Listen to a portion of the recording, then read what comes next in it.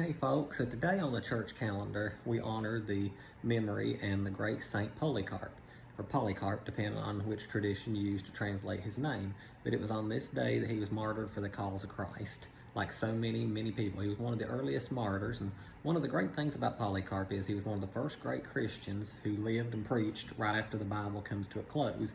He was an apostle of John himself, who in turn was an apostle, of course, of Jesus. Now, Polycarp served as the bishop of Smyrna, which meant he was head over all the churches and located in the city of Smyrna in Turkey at a time persecution really started to ramp up in the Christian. Now, some of Polycarp's writings have survived, and he attests, as an apostle of John, he attests the importance of fasting, the importance of prayer, and the importance of weekly communion, something a lot of churches sadly don't even do but eat once a year these days. Polycarp backs up the importance of having communion at every service.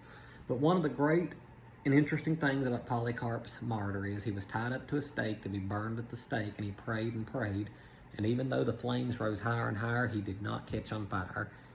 The Romans tried for 3 hours straight to burn him at the stake, and the flames would not catch his skin. So they gave up and took a spear and pierced it right in his side, and when they pierced his side, the blood spout out, and it actually put the flames out.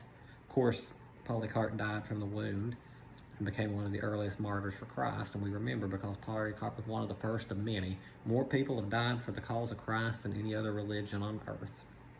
The blood of the martyrs still cries out today at the throne of God, and unfortunately there'll be many more martyrs probably to come until Christ finally returns.